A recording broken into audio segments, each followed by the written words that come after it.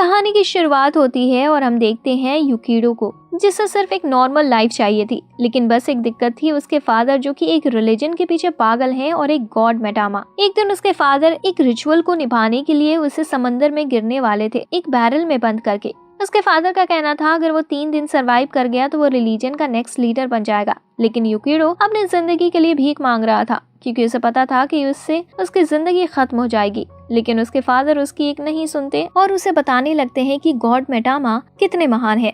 फिर वो युकिडो को समंदर में फेंक देते हैं। जैसे जैसे युकिडो समंदर में नीचे जाता, उसकी मेमोरी उसकी आंखों के सामने आ रही थी। उसने कैसे एक नॉर्मल इंसान की तरह रहने की कोशिश करी थी। वो एनिमल्स के साथ खेलता था, फ्रेंड्स के साथ घूमता था, लेकिन हमेशा रिलीजन के लोग उसे वहाँ से ले जाते थे, जिसकी वजह से उसकी जिंदगी बर्बाद हो गई थी। इस सब की वजह से कोई भी उसके पास नहीं आना चाहता था। युकिडो ने अपने आप को आग में जलाने की भी कोशिश की थी, लेकिन वो ऐसा नहीं कर पाया। उसके फादर उसके कुछ भी कहने पर उसे बहुत मारते थे और हमेशा उसे झरने के पानी के नीचे खड़ा कर देते थे। धीरे धीरे युकिडो होश खोने लगता है और वो मरने से पहले एक विश मांगता है। अगर गॉड मेटामा सच में है तो इसे एक ऐसी दुनिया में रिबॉर्न कर दे जहाँ कोई भी गॉड ना हो और ना ही कोई रिलीजन। फिर हम देखते हैं युकिडो को एक लड़की अलूरो बचाती है और उसके उठने के बाद उसे कहती है कि वो तब तक उसका ख्याल रखेगी जब तक वो ठीक न हो जाए।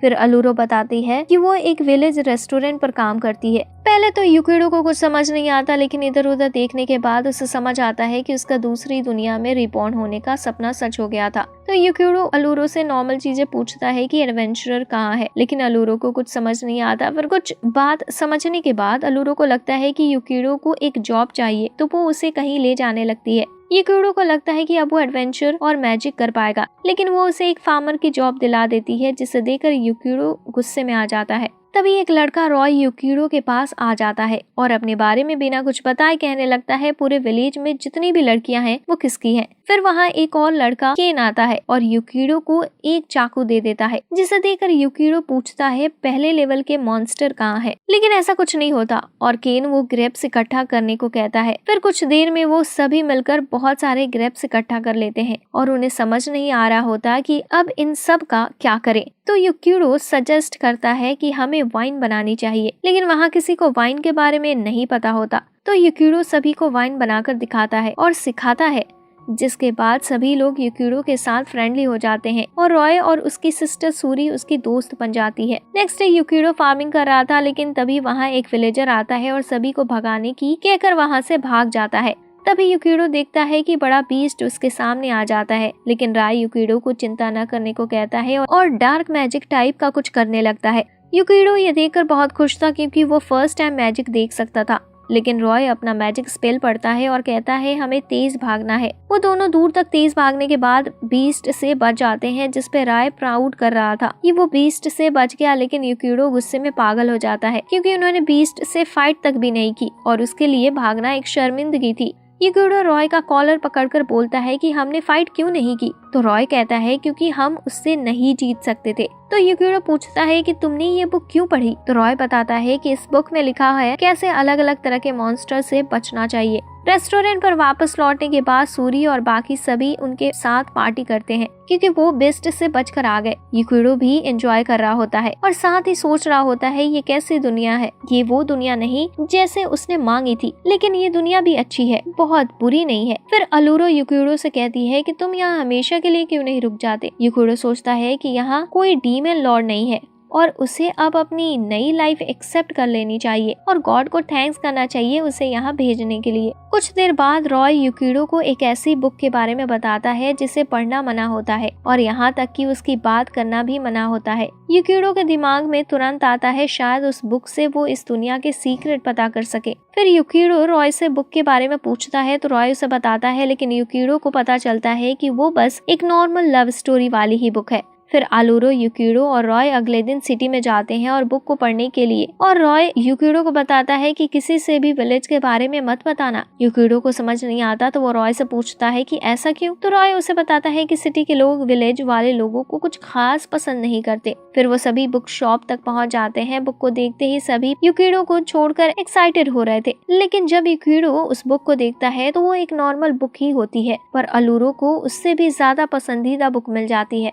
जब सभी घर की ओर लौट रहे होते हैं तब कई लोग खड़े थे, तो युकिरो देखने लग जाता है कि क्या हो रहा है। वो वहाँ देखता है कुछ लोगों को सोल्जर ने घुटनों पर बैठा रखा था और सोल्जर्स के ऑर्डर पर उन लोगों ने कुछ पी लिया, जिससे वो सभी वहीं पर मर गए। इतने में वहाँ अलूरो आ जाती है और युकिरो को खींच कर ले जाती है। थोड़ी दूर जाने पर युकिरो अलूरो से पूछता है कि ये सब क्या था, तो वो बताती है कि उनके यहाँ एक सिस्टम है, किसी की भी लाइफ कभी भी ली जा सकती है।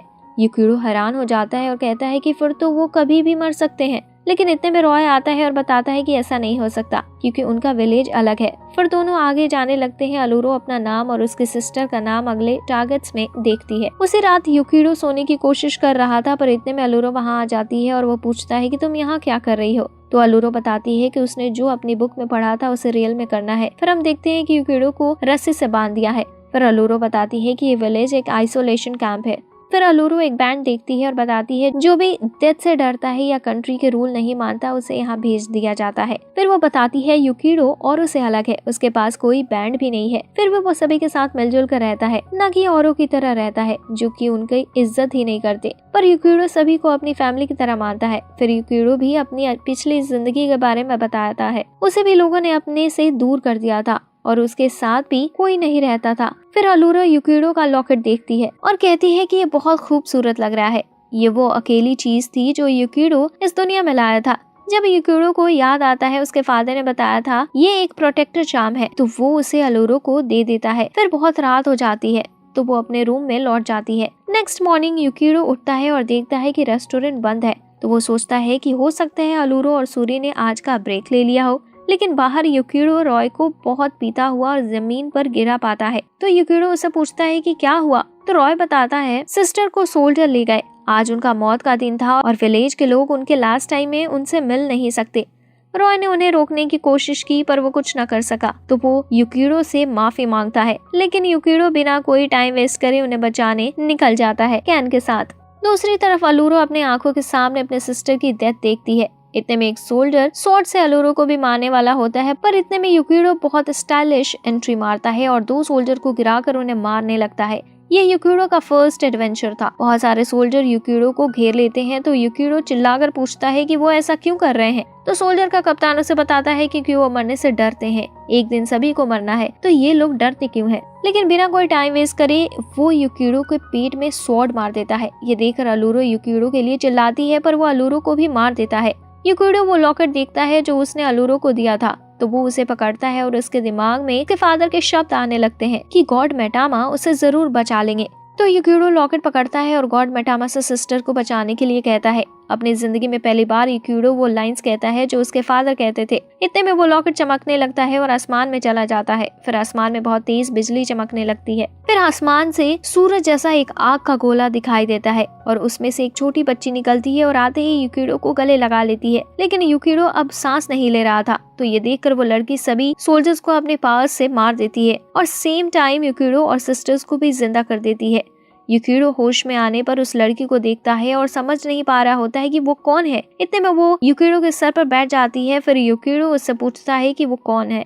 तब वो लड़की अपने बारे में बताती है कि वो गॉड मैटामा है। आगे की स्टोरी देखने के लिए चैनल को सब्सक्राइब करें और वीडियो को लाइक करें। Thanks for watching.